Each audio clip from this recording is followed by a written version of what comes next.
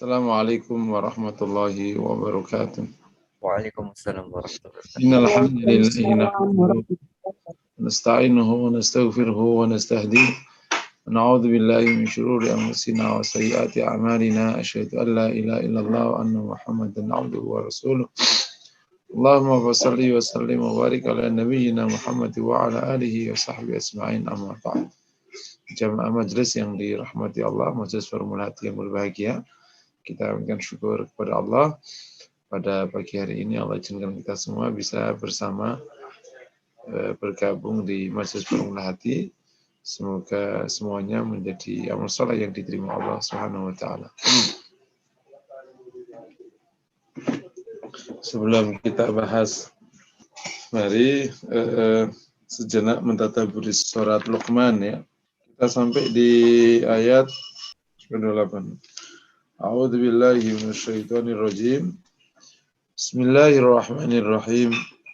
Ma khalqukum wala ba'thukum illa ka nafsin wahidah. Innallaha sami'un basir. Ma khalqukum wala ba'thukum. Tidaklah Allah menciptakan kalian. Wala ba'thukum, dan tidaklah Allah membangkitkan kalian, yakni dari alam kubur. Illa ka nafsin wahidah, kecuali seperti menciptakan dan membangkitkan satu jiwa.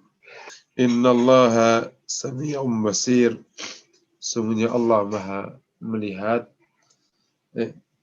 maha mendengar, dan maha melihat.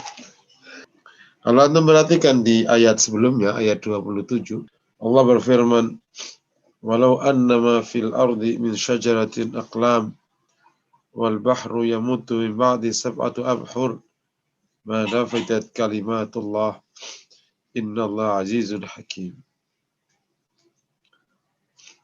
Ini Allah di ayat ke-27 ini telah menjelaskan tentang keputusan Allah atau kalimat Allah.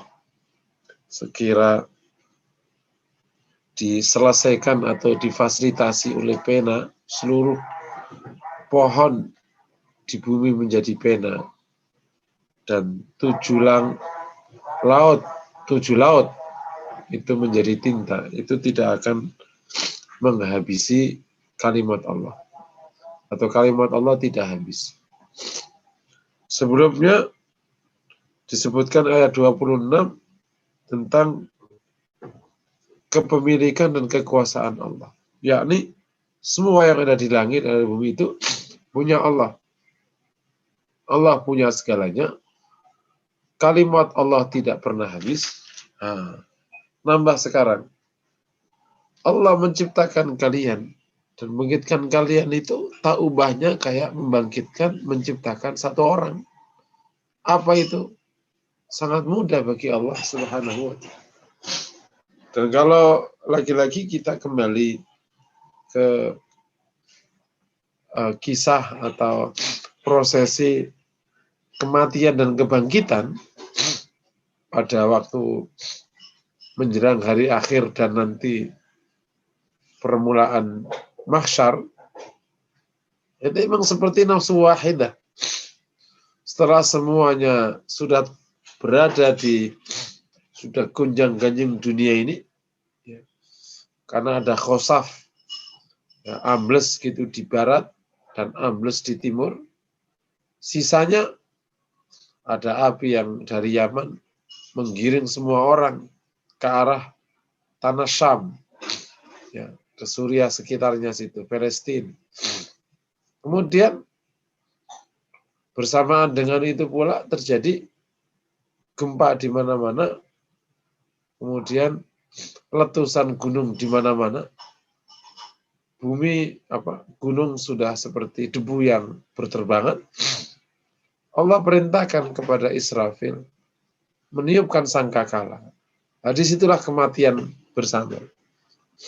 Jadi karena wahidah betul. Demikian ketika bangkit, maka Allah SWT perintahkan kepada Israfil meniupkan kembali, bangkit semua. Ini benar-benar itu contoh real tentang ma khalqukum wala ba'athukum illa kanafsin wahidah. Tidaklah Allah menciptakan kalian dan Allah bangkitkan kalian kecuali seperti menciptakan satu jiwa. Sekali. Nggak perlu 2, 3 kali, 4, 5 kali. Itulah kuasa Allah yang tidak lagi bisa dibandingkan, ditandingi oleh siapapun dari makhluknya. Allah Maha Kuasa. Pesan utamanya adalah pertama, imani, akui, imani rububiyah Allah. Ya, kekuasaan Allah Subhanahu wa taala atas semua makhluknya yang tidak lagi bisa tergambar bahkan kebesarannya dan keagungannya. Kedua, oleh karena itu manusia harus terus mendekat, menghamba kepada Allah. Dari pendalaman akan kuasa Allah Subhanahu wa taala pada setiap hal, menguatlah tauhid rububiyahnya. Dan kalau tauhid rububiyahnya udah bagus, diharapkan bisa mendukung tauhid uluhiyah. Di mana akhirnya kita semakin tunduk, semakin patuh kepada Allah Subhanahu wa taala. Makanya nanti di ayat 29 Allah menjelaskan tentang ciptaan terkait dengan siang dan malam. Karena ini semuanya terkait dengan kita, langit bumi terkait kalimatullah ya, itu urusan kita. Keputusan Allah terkait dengan kita. Kemudian sekarang yang 28-nya terkait diciptakan dan dibangkitkan. Baru kemudian alam tara annallah yurju laila fin nahar. Nah, ini tentang malam dan siang. Nanti ujungnya di ayat 30. Dzalika bi annallah wal haqq. Demikianlah sesungguhnya Allah ialah yang hak, yang benar. Wa anna ma yad'una min dunihil batil. Dan Tuhan yang disembah selain Allah itu batil. Itu pastikan itu. Yang hak hanya Allah. Selain Allah batil. Wa anna Allah wal ghaniyyul kabir. Sesungguhnya Allah Maha Tinggi, Maha Besar. Mungkin demikian sekilas sejenak bersama Al-Quran. Kita lanjutkan materi ya. Kita di hadis keberapa ya? Sekarang masuk bab 17, hadis 228. Ustaz. Halamannya? Halamannya 191. 191, oke. Bab 17 ya. Bismillahirrahmanirrahim. Wajadna fi nuskhati al-Baghawi. Bab 17. Bab fi i'radihi amma karihahu sallallahu alaihi wa alihi wasallam. Bab tentang berpalingnya Nabi dari apa yang tidak ia sukai sallallahu alaihi wasallam. Ini Masya Allah ya, kita di ilmu Syama'il ini mendapatkan langsung contoh-contoh konkret harian tentang dari Rasulullah sallallahu alaihi wasallam. Sehingga dengan izin Allah, insya Allah, Allah mudahkan kita untuk mencontoh baginda Nabi sallallahu alaihi wasallam. Semoga Allah mudahkan ya. Anas ibn Malik radhiyallahu ta'ala an Rasulillah sallallahu alaihi wasallam. Dari Anas ibn Malik radhiyallahu ta'ala an dari Rasulullah sallallahu alaihi wasallam. Annahu kana 'indahu rajulun bi atharu sufrah. Bahwa ada seorang di tempat Nabi, seorang laki-laki, annahu kana 'indahu rajul, ada seorang laki-laki di sisi Rasulullah. Bihi atharu sufrah. Padanya ada bekas kekuning-kuningan, yakni bekas parfum. Sufrah itu parfum laki-laki, perempuan. Wa kana Rasulullah sallallahu alaihi wasallam la yakadu yaji'u ahadan bi syai'in yakrahuhu. Hampir-hampir Nabi itu tidak pernah, la yakad itu tidak hampir yakni Nabi hampir tidak gitu ya. Kalau diterjemahkan ke Indonesia. Nabi hampir tidak menghadapi atau memandang seseorang, yuwaji'u ahadan, memandang seseorang, bisyai'in yakrahu, yang seorang itu mengenakan sesuatu yang ia tidak sukai. Gampangannya Nabi, kata Anas itu, hampir tidak bisa menghadapi orang yang mengenakan sesuatu yang ia tidak sukai. Falamma qama qala lil qaum. Maka begitu Nabi berdiri, Nabi berkata kepada seorang atau kepada khalayak yang ada di situ, lau qultum lahu yatawadihi sufrah. Sekira kalian bisa bilang kepadanya, yada'u hadis sufrah, untuk meninggalkan atau menghapus kekuning-kuningan itu. Sekarang kita bahas as-sufrah itu apa? Nah ya, lihat di poin 1, li'anna sufrata min athariti bin nisa. Karena sufrah, kekuningan itu adalah sisa dari parfum wanita. Wa yakrahu lirrajul ayatayyaba lahu launun bal yatatayyaba lahu raihatun faqat. Sementara kalau laki-laki itu parfumnya hendaklah yang tidak punya bekas, tetapi hanya punya bau saja. Wa aman nisa fayukrahu lahunna idza kharajna at-tiba bima lahu raihah. Sementara kalau wanita itu dimakruhkan keluar pakai wangian yang punya bau. Wa fil bait yatayyabun nisa bima lahu launan wa raihah. Dan di rumah itu wanita berwewangian dengan yang ada warnanya dan ada baunya. Ini tradisi zaman itu ya. Kalau sekarang mungkin kita belum gampang menangkap. Jadi zaman itu, dan bisa jadi kalau di Arab, saya tidak terlalu paham urusan wanita ya. Urusan wanita yang di Arab maksudnya.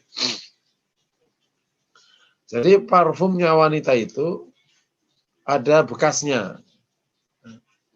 Nah, kalau parfumnya laki-laki itu tidak ada bekasnya, tidak ada kekuning-kuningannya, tetapi hanya ada baunya. Nah, ini ada orang, nah kita aja paham ya, ini ada orang itu pakai parfum wanita. Karena apa? Karena ada bekasnya tadi. Nah, Nabi itu nggak bisa melihat yang nggak begitu itu. Maka Nabi berkata kepada orang di sekitarnya situ, seandainya kau bilang padanya untuk meninggalkan ini sufra, yakni tidak pakai parfum wanita. Paham ya? Nah, cuma bagaimana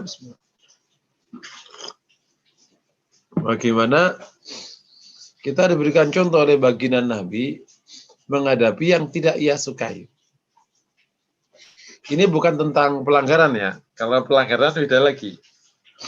Kalau pelanggaran kan otomatis mendapatkan sikap nahi mungkar. Ini bab bukan pelanggaran, tapi tidak pantas. Nah, Nabi itu kalau melihat sesuatu yang tidak pantas, itu berpaling. Nah, cara berpalingnya kalau di hadis ini, Nabi tidak menghadapnya, tapi Nabi bilang kepada orang lain untuk bilangin kepada dia. Ini pelajarannya adalah bahwa bahwa orang hendaklah berpaling dari atau etika ideal kalau menghadapi yang tidak kau sukai.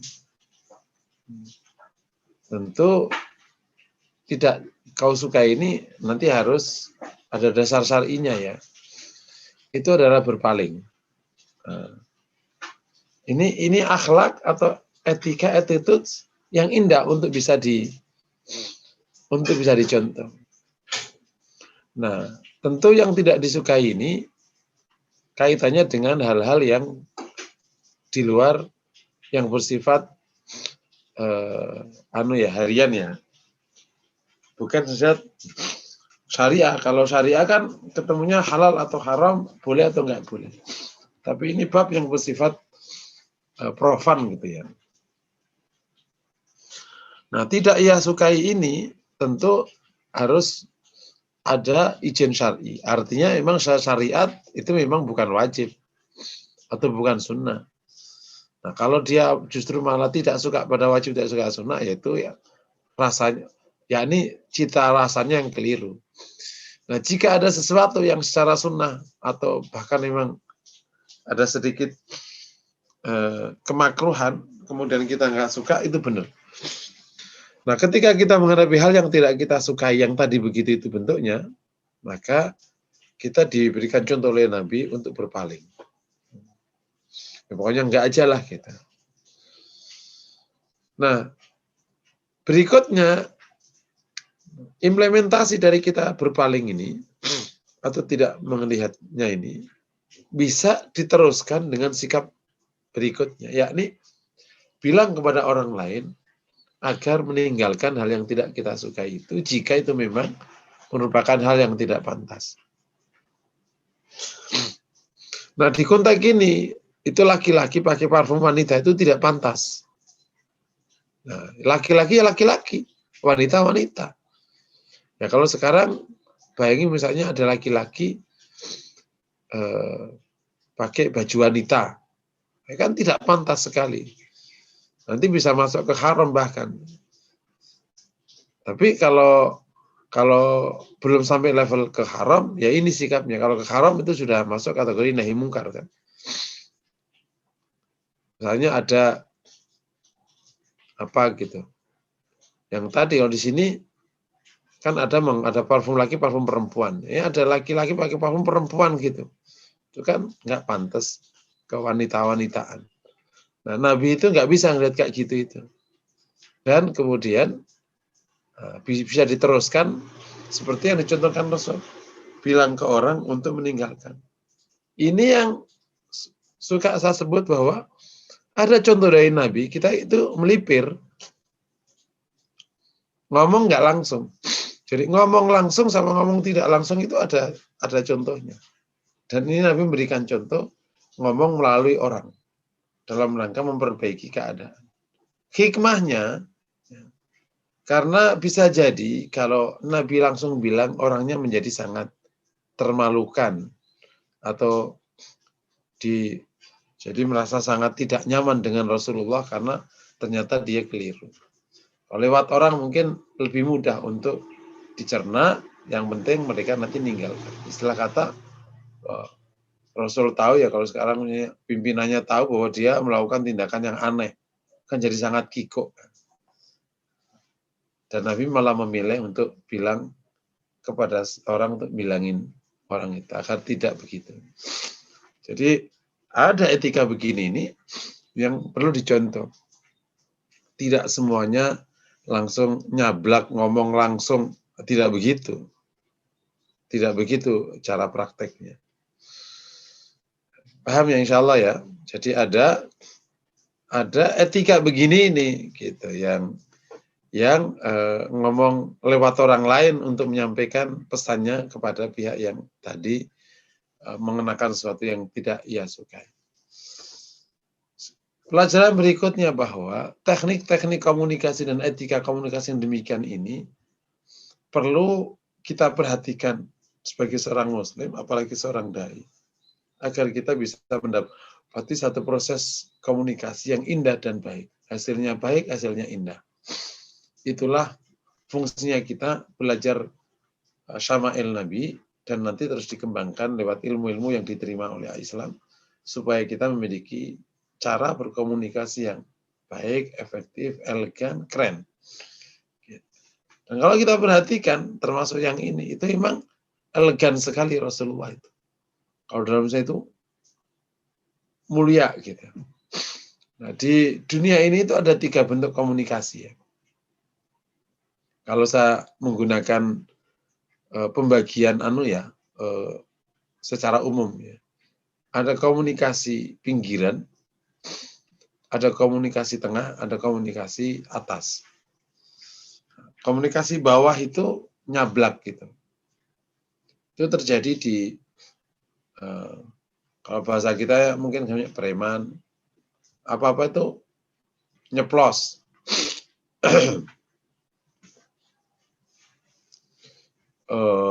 Langsung gitu. Nggak pakai hitung-hitungan gitu. Ya kayak kejadian di pasar di apa. Woi, apain lo? Nah, gitu.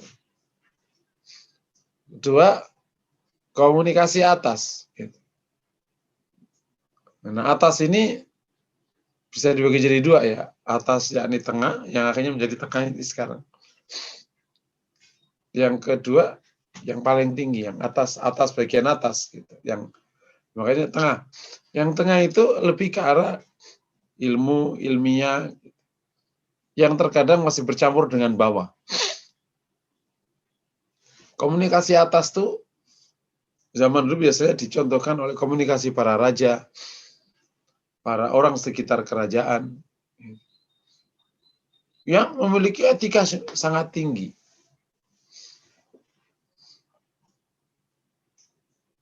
Nah, kita berikan contoh baginda Nabi untuk berada menggunakan satu pola komunikasi yang sangat tinggi, yang elegan, yang keren, gitu, yang bagus.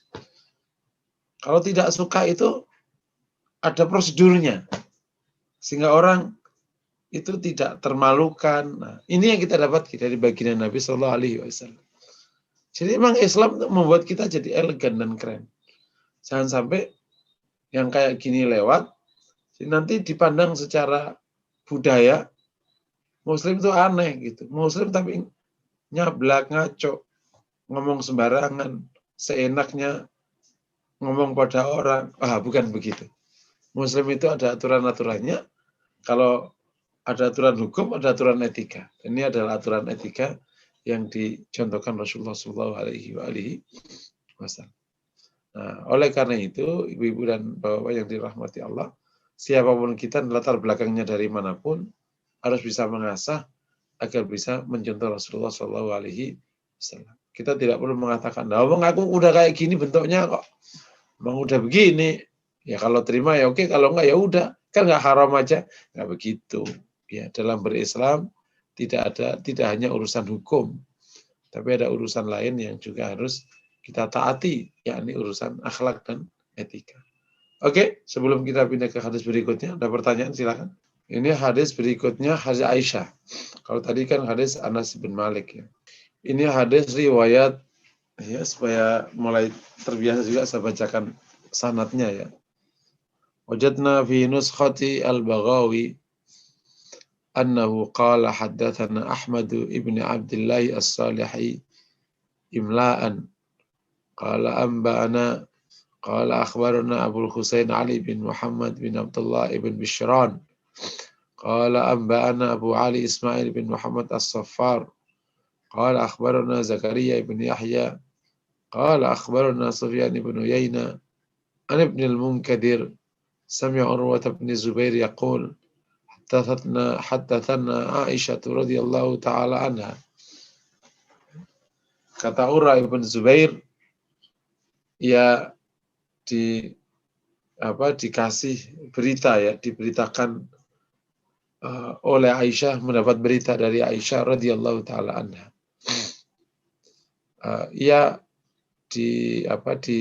Aisyah menyampaikan kepada Urwah bin Zubair,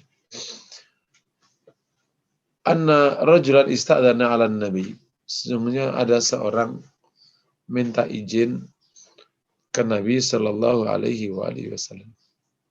Faqala i'dzanu lahu fabisa rajulul ashir. Kata Nabi, izinkanlah ia. Fabisa rajulul ashir. Betapa buruk orang dari keluarga ini. Betapa buruk keluarga ini atau anggota keluarga ini. Au bisa rajulul ashirah. Betapa buruk orang dari keluarga ini. Falamma dakhala, ketika orang ini masuk, alan lahul qaul. Nabi sallallahu alaihi wa alihi wasallam melembutkan perkataan padanya. Qalat Aisyah. Aisyah berkata, "Ya Rasulullah, qulta alladhi qulta." Kau berkata yang tadi kau katakan. Falamma dakhala alanta lahul qaul. Begitu dia masuk, engkau melembutkan perkataan padanya.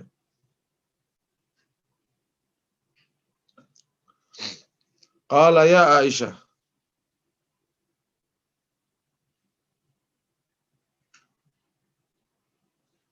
Qalat ya Aisyah. Inna syarran nasi manzilatan yaumal qiyamati. Sungguhnya seburuk-buruk orang tempatnya kelak di hari akhir itu man wada'ahu au tarakahu nasu ittiqa'a fukhshi, yakni seseorang yang ditinggalkan orang karena takut tindakan jahatnya atau kalimat buruknya. Di sini kita mendapatkan satu kisah kecil yang menarik bahwa Rasulullah Shallallahu Alaihi Wasallam kedatangan tamu dan Nabi Shallallahu Alaihi Wasallam mengatakan bi'sa rajulul ashir. Ini keluarga buruk sekali. Betapa buruknya keluarga ini. Tapi begitu orang ini masuk, Nabi berkata lembut kepadanya. Rasul kaget, Aisyah kaget. Tadi Nabi mengatakan orang ini bi'sa rajulul ashir atau rajulul ashira.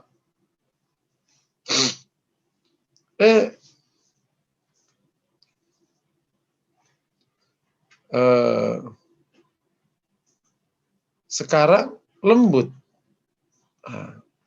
Nabi menjawab,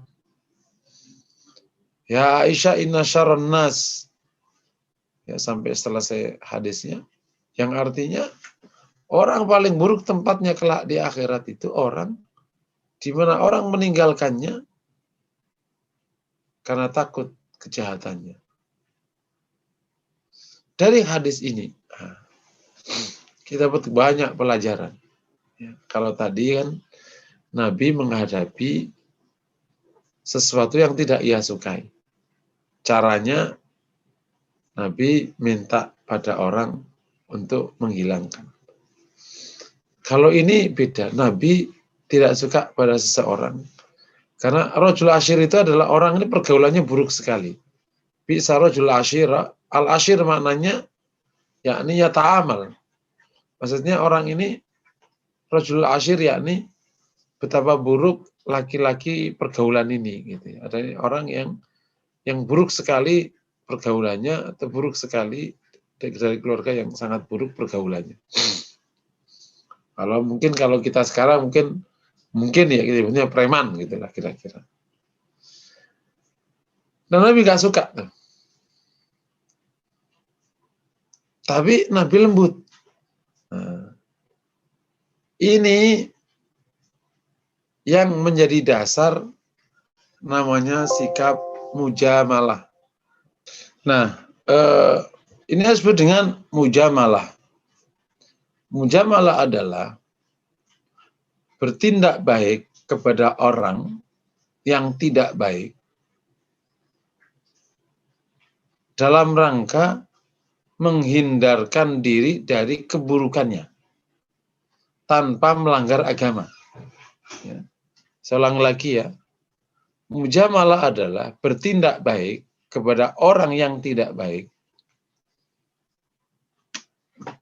agar terhindar dari keburukannya tanpa melanggar agama. Contoh, ada preman nih, misalnya contoh paling gampang, preman. Nah, pas kita lewat, ini bisa ganggu.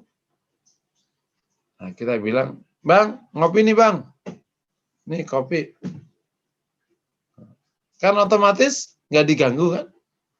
Kamu lewat. Yang demikian itu baik.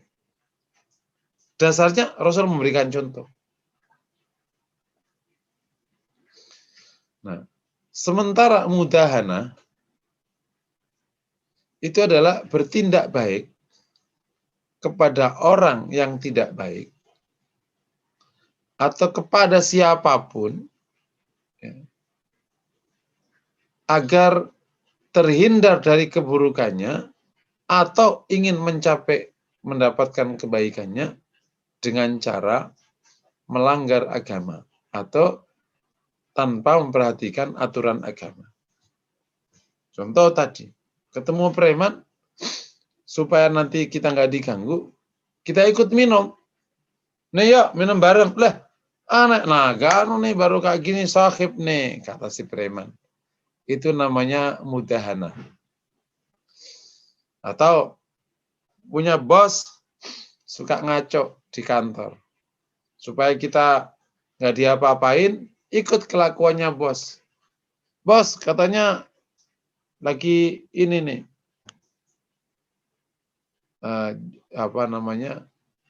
lagi pada ngumpul nih. Nah, kalau ngumpul tuh mana sambil minum. Boleh nggak ikut? Nah, baru nih kalau ini anak buah gue nih. Itu namanya mudahana. Mudahana itu tidak boleh haram. Kalau mujamalah hukumnya sunnah. Nah, awas ya. Jangan salah memahami. Lah, sama orang jahat ngapain kita baik? Tegas saja. Itu namanya orang yang tidak paham strategi. Ada orang yang nggak perlu kita sikapi demikian itu. Karena cukup hanya kita baik sama dia, selesai kita urusannya. Mungkarnya gimana? Lah kan nggak ketemu mungkar, hanya orang buruk. Kan bukan berarti kalau orang buruk kemudian langsung disikat. Wah lo preman, gua bunuh. Kan nggak gitu. Kita harus paham. Nah ini namanya mujamalah. Rasul memberikan contoh bersikap baik kepada orang yang tidak baik. Bahkan waktu di rumah. Gitu. Jadi kita ulangi lagi, kepada orang yang tidak baik, itu boleh, bahkan disunnahkan kita bersikap baik. Supaya kita terhindar dari kejahatan. Jadi jangan sampai kita tidak bijak. Siapapun kita sikat, ya nanti banyak musuhnya. Gitu. Nggak pakai hitung-hitungan. Gitu. Akhirnya menjadi kacau semua. Gitu. Itu yang pertama ya. Nah, bersama dengan hal itu, di dalam rangka berbuat baik kepada orang yang tidak baik ini, tetap koridornya syariah. Tidak boleh melanggar syariah. Nah, kalau melanggar, hukumnya sudah haram dan sudah disebut dengan mudahana. Ya, ada mujamalah, ada mudahana. Yang ketiga, bahwa Nabi menjelaskan tentang seburuk-buruk orang tempatnya di akhirat nanti, atau seburuk-buruk tempat orang di akhirat. Seburuk orang tempatnya di akhirat itu orang yang orang lain meninggalkannya karena takut kejahatannya. Jadi orang tuh takut sama kita karena kita jahat. Na'udzubillah. Buruk gitu. Ngomongnya ngaco. Suka nyikat, suka ini. Nah orang akhirnya menghindari kita semua. Itu termasuk orang yang buruk sekali tempatnya. Nah, semoga kita tidak seperti itu. Jangan sampai orang itu takut meninggalkan kita akhirnya gara-gara kita jahat. Oleh karena itu, salah satu turunan dari masalah ini, kalau ada orang kok nggak bisa orang itu pada takut dari kita, gitu. Itu kita perlu introspeksi.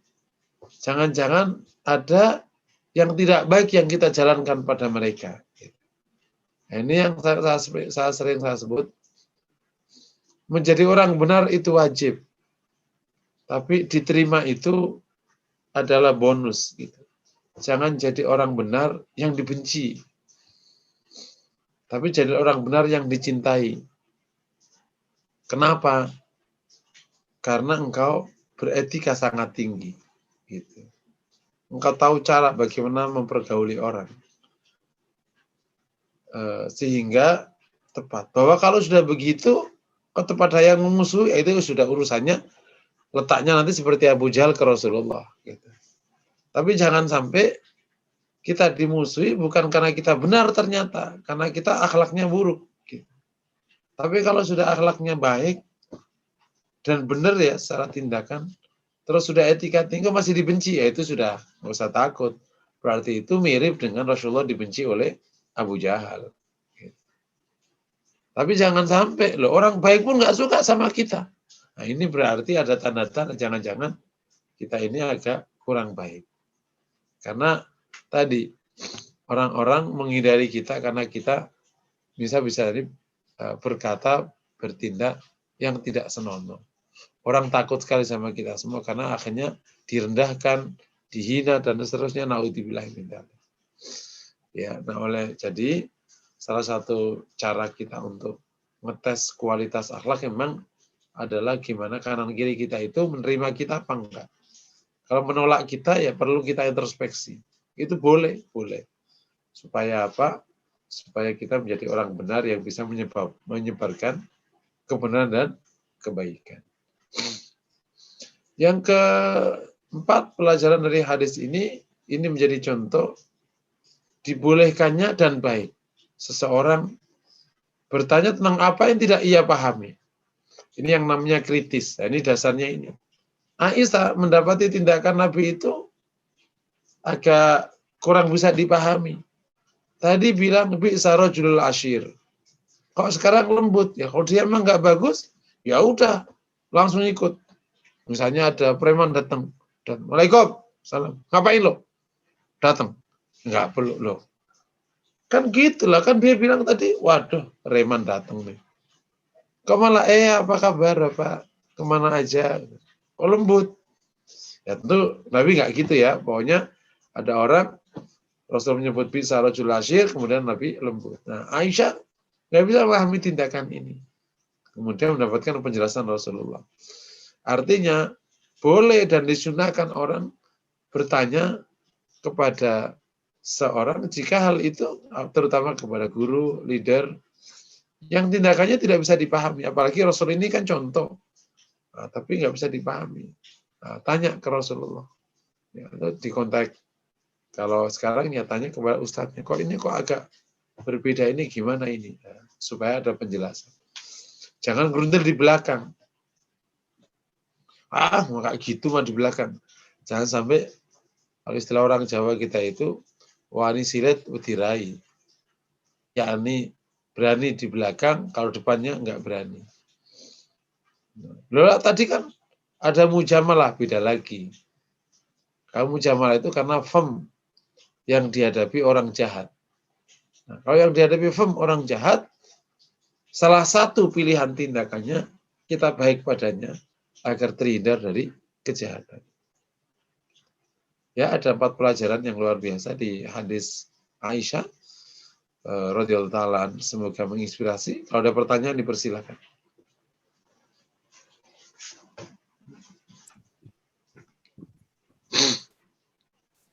Pertanyaan dari Ibu Nurul Hayati, Ustadz.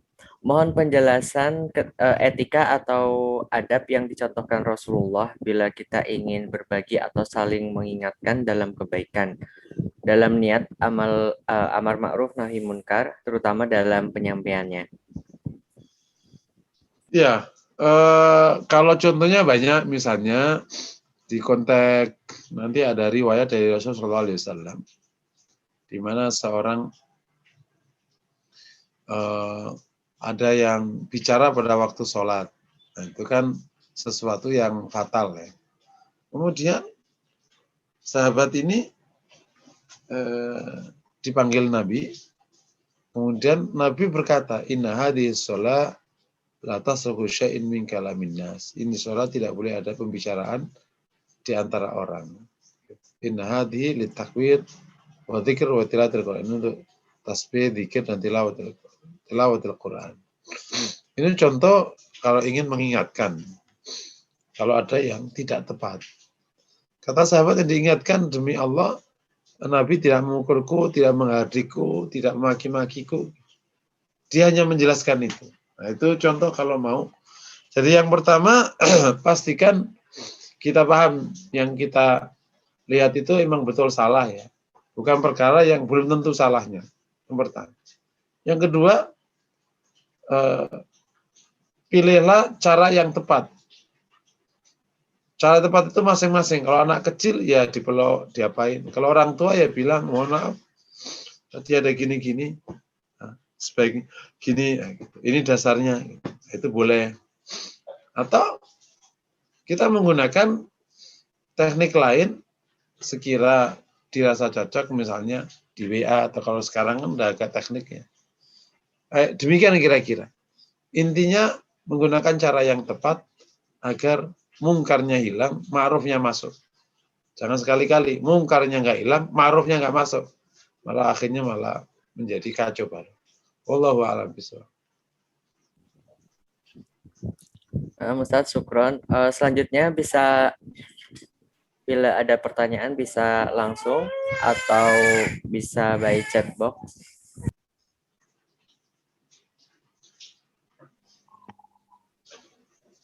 Saya ikut bertanya, Ustadz. Fadal, Pak. Ustadz, mengenai batas syar'i yang dimaksud antara mujamalah dengan nahi munkar itu seperti apa ya, Ustadz ya? Anda belum paham. Iya, jadi kalau yang dihadapi Nabi di hadis ini bukan sesuatu yang secara nyata-nyata melanggar syariat. Kalau melanggar syariat itu namanya mungkar. Nah, kalau mungkar, maka menggunakan hukum nahi mungkar. Tapi kalau ini tidak mungkar, hanya tidak pantas, maka pakai etika ini. Orang preman, ya penjahat, itu kan tidak selalu melaksanakan kejahatan. Nah, kan? Ini orang yang pergaulannya buruk yang tadi, misalnya ngomongnya nyablak, misalnya buruk, ngomongnya ngaco, suka jorok, apalah gitu. Itu kan orang seperti itu karakternya. Kan tidak setiap saatnya berbuat begitu. Tapi itu sudah mengganggu. Nah, itu yang belum ada mungkar terjadi padanya. Nah, sehingga rumus bergaulnya pakai ini. Ya, kayak gini cara contoh paling gampang. Antum punya bos, tukang minum, tukang cewek, tukang apa. Tapi kan itu kan pribadinya. Kan mungkarnya tidak terjadi di depanmu kan. Dia tidak sedang minum di depanmu. Nah, dia itu senang banget kalau ada anak buah yang ikut sama dia. Tapi kan hari itu dia tidak melakukan mungkar. Nah, sehingga penyikapannya pakai ini. Itu namanya nanti pakai mujamalah. Nah, batas mujamalah itu kita tidak ikut melaksanakan mungkar. Tapi misalnya tadi ketemu preman, dia suka malak. Kita tidak ikut malak. Dan kita juga tidak memberi uang padanya kan tidak salah. Nah, itu namanya mujamalah. Tapi kalau kita ikut malak, ikut minum, ikut tidak sholat, nah itu namanya mudahanah haram. Jadi batas syar'inya itu tindakan kita tidak boleh ada melanggar syar'i di bersama dengan orang yang melanggar itu. Nah, orang melanggar itu melanggar, ya nggak apa-apa dianya. Kita tidak ikut. Nah, kalau nanti orang yang melanggar itu pas melanggar depanmu, nanti dilihat kasusnya. Apakah kau mampu nahi mungkar atau nggak mampu? Kalau mampu, ya diselesaikan berarti. Kalau nggak mampu, nanti diambil masalahnya itu pakai tangan siapa, itu nanti bab strategi. Sudah masuk kategori fikih dakwah nanti. Allah alam bisawab. Bisa dipahami insya Allah ya. Ustaz. Afwan Ustadz, mohon doa dari Ustadz untuk teman kita dari jamaah FH ini bernama Ibu Hesti yang sedang dirawat di rumah sakit. Bu Esti ya. Nah, Ustadz. Oke. Ada pertanyaan lagi? Belum ada. Tafadhal bila ada lagi, kalau belum ada kita akhiri sesi Syama'il Nabi untuk sesi ini. Oke ya, kalau tidak ada pertanyaan, kita kan tadi ada permintaan doa sekaligus ayo kita akhiri majelis kita ini dengan berdoa mohon kepada Allah dan terutama ada doa khusus yang kita panjatkan kepada Allah untuk saudari kita Ibu Hesti ya, yang sedang ditimpa musibah sakit. Semoga Allah berikan kesembuhan segera. Al-Fatihah. A'udzubillahi minasyaitonirrajim. Bismillahirrahmanirrahim. Alhamdulillahirabbil alamin. Arrahmanirrahim. Iyyaka na'budu wa iyyaka nasta'in. Ihdinas siratal mustaqim. Siratal ladzina an'amta 'alaihim ghairil maghdubi 'alaihim waladdallin. Bismillahirrahmanirrahim. Alhamdulillahirabbil alamin. Hamdan hamdan syakirin. Allahumma shalli wa sallim ala Muhammad wal alamin innaka Hamidum Majid. Allahumma ighfir lana wa tub 'alaina innaka antat tawwabur rahim. Ighfir lana wa li walidayna rahmaka kama rabbawna shighara. Allahumma ati nufusana taqwa zakata khairun zakkaha. Allahumma inna min ikhwatina wa asdiqaina Ibu Hesti qad usibat bimarad. Allahumma shfiha shifaan ajilan shifaan la yughadiru saqama. Allahumma rabbin nas idhibil ba's isfiha wa anta syaf. La shifa ila shifa'u shifa'an la yughadiru saqama. Allahumma anzil 'alaiha ar-rahmata wal barakah wan nasr min indika ya arhamar rahim. Allahumma ihfazha wa 'afiha. Allahumma 'afiha fi jasadiha. 'Afiha fi sam'iha. 'Afiha fi basariha. Bi rahmatika ya arhamar rahim. Rabbana atina fid dunya hasanah wa fil akhirati hasanah wa qina adzabannar. Wassallallahu wassalamu ala Muhammad wa ala alihi wa sahbihi wasallam. Walhamdulillahi rabbil alamin. Assalamualaikum warahmatullahi wabarakatuh.